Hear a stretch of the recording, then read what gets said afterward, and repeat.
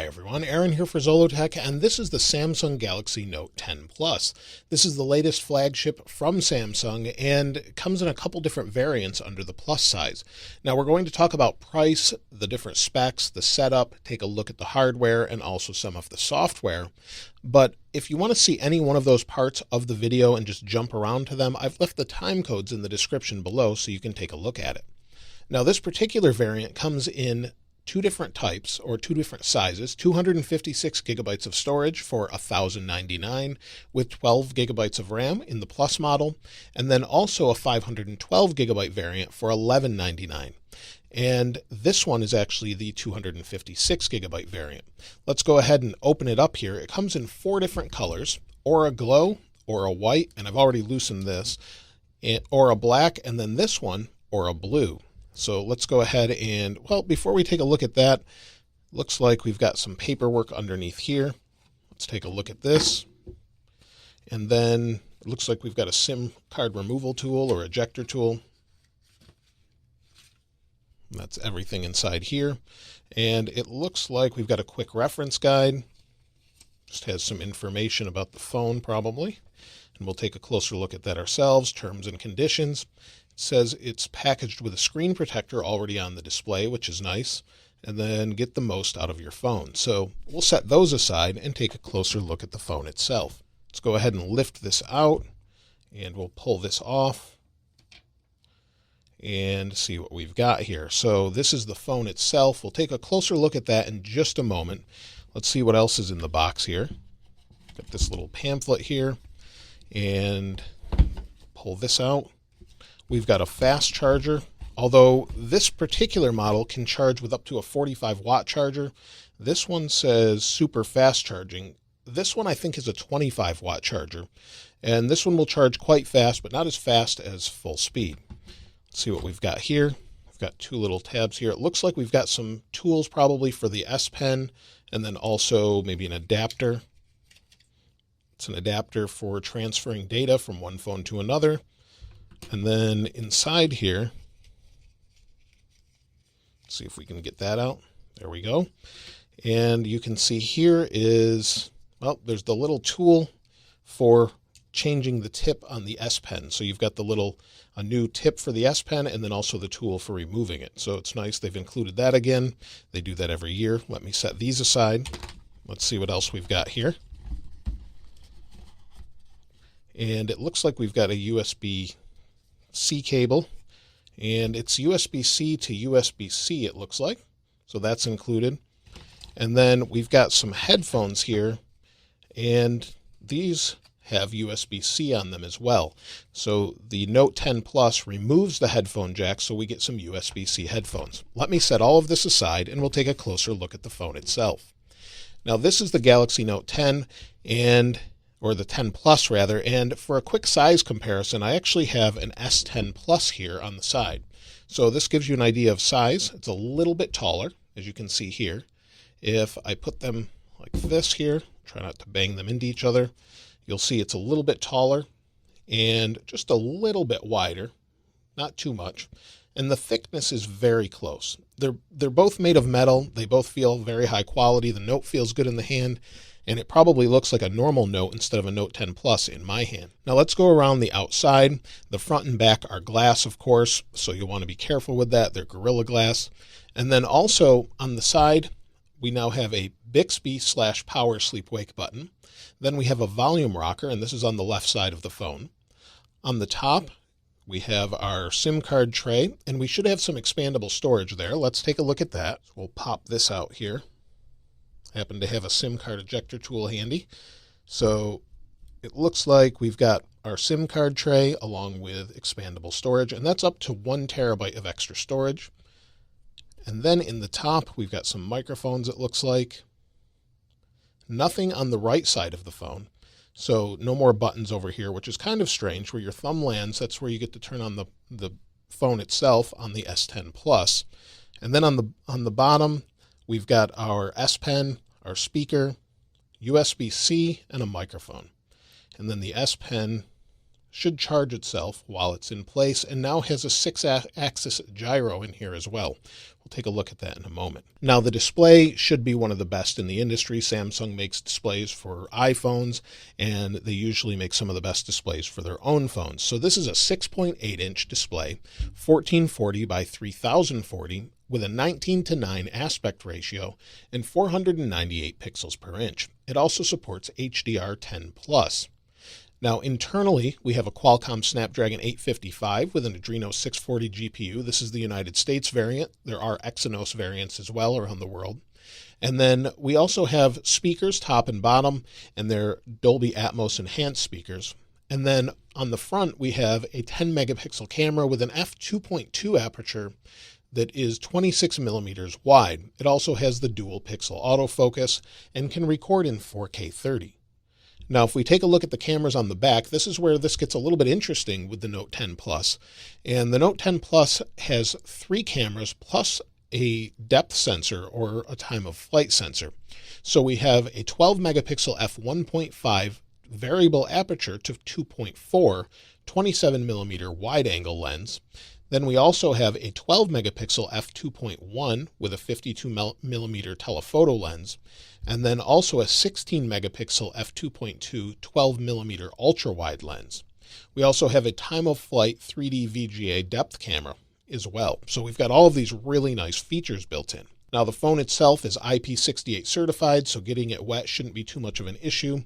And then also it has a 4300 milliamp hour battery in the back that supports up to 45 watt fast charging in the 10 Plus. So we can support that, and supposedly 15 watt wireless charging as well. Now, along with all of that, we also get Wi-Fi 802.11 A, B, G, N, AC, and AX, or Wi-Fi 6. It's dual band, and then also Bluetooth 5.0 with aptX. So we've got all these really nice features, and in the United States, supposedly there's an FM radio inside of this as well. So let's go ahead and turn it on, and we'll get it set up. Now, Samsung has always had incredibly nice displays. Of course, they make the displays custom order for Apple as well with their iPhone, so they've kind of always been ahead in the past few generations based on the nicer displays that they're putting in things like the Note. And I like how it goes all the way to the edge with almost no bezel. And you can see that better here. Let me help you get set up more easily by guiding you through the steps. So let's go ahead and set this up. We'll hit next here. Look at the terms and conditions. Once you read and agree to these, we can really get going. So it's going to talk me through this entire process. So you have to agree to the end user license agreement and privacy policy. So you can do that, but you don't have to agree to the diagnostic data. We can set up our information either wireless or with a cable. Maybe I'll use a cable here. We'll hit next. So now if I want to move data over, maybe I'll use my Pixel 3 XL. It's already set up with all the Android apps that I like. So we can plug in USB-C to USB-C on the Pixel. I had to set up file transfer on the Pixel itself, and now it says connecting to Android device to bring your data. So now it's connecting. I'll wait for it to transfer everything, and then we'll be right back once it's completed. Now that didn't take that long, so now it's asking me to sign in with Google, so I'll do that. So now we'll set the date and time. We'll agree to Google services, and then we can protect our phone. We can use face recognition or fingerprints. I'm going to use fingerprints, and hopefully this one's a lot better than the S10 Plus. I had a lot of issues with that one, and I still do. So now we're going to scan our fingerprint. So you'll see it says press a little harder. Hopefully, like I said, this one's a lot better than the S10 Plus.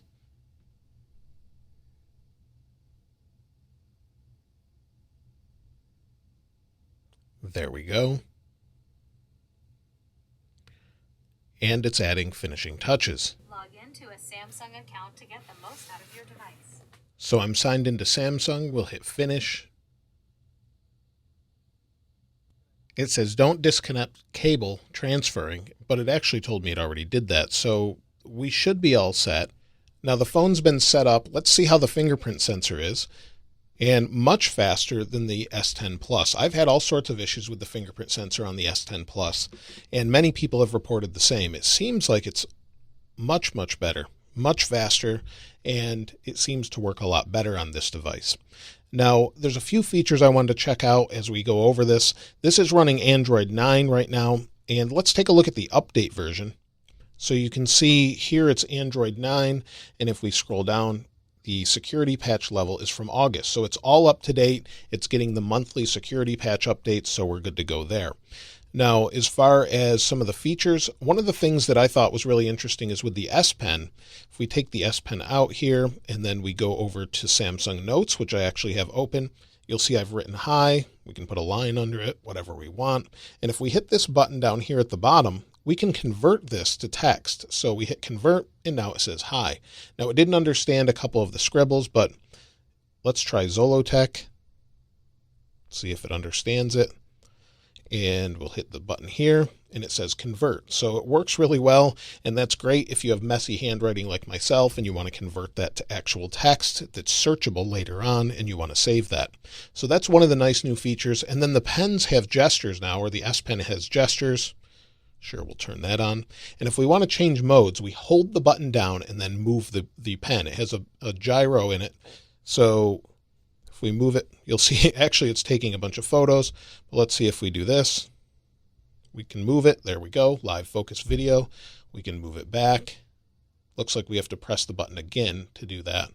It doesn't work incredibly well, but every time I do that, I have to press and hold the button. So you'll see that. There we go. And it's working. Now, live focus video is new as well. Now, I played around with this earlier, and if you take a look at this video here, it's a little weird with the live focus video.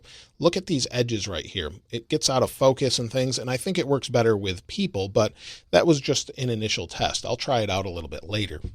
Now, there's also super steady shot, which should be really nice when you're using the video, and you need it to be super steady, but it is only 1080p. And then there's also that depth vision camera on the back, which you can scan 3D objects. I'll have to take a closer look at that at another time. This also has Samsung DeX and link to Windows as well. So you can use DeX plugged into a Mac and use this on your Mac. So I'm really interested to try that out and see what that's all about. But overall, the phone feels incredibly fast. Anytime I'm swiping through things, you'll see it's really fast. My only complaint maybe is I'm not a huge fan of One UI. I actually prefer the Pixel launcher, so I may mess around with that with Nova Launcher, but you still get all the different pen features and everything built in, and you've got the little side or app's edge here that works really well. This screen protector that's built in actually seems to go right up here. You'd barely know it's there with that screen protector that's installed, so that's really nice. And then if I spin the camera around here, and you'll see, to me, this looks really good on the video, and I actually have live focus now. So I don't know if you can see that, but around my hair and things, it's a little bit blurry. It's not exactly what a real lens would look like, but it's not bad at all. Overall, for what you get for the amount of money compared to, say, an iPhone or something else, there's a tremendous amount of value here. It's just whether or not you like the curved edge of this glass or not. So I'll be looking at this more over the week or so and trying it out, and then I'll be doing a review on it. But let me know if there's anything specifically you want to see that others haven't shown in different videos as well. I really like this blue color, the way it reflects light. I think it's a little bit better, in my opinion, than the other colors. Of course, there's the other ones if you like those as well. I saw a red one that I really liked also. But let me know what you think in the comments below. I'd love to hear what you have to say about it. And if there's any different apps or features you think I should try out, let me know. Or maybe you want to know how gaming is. That should be quite good on this device as well as having decent battery. Now, if you'd like to get your hands on this wallpaper, I'll try and link it in the description. There's probably a few links out there already for it. And if you haven't subscribed already, please subscribe and hit that notification bell if you'd like to see more of these videos as soon as they're released. If you enjoyed the video, please give it a like. As always, thanks for watching. This is Aaron. I'll see you next time.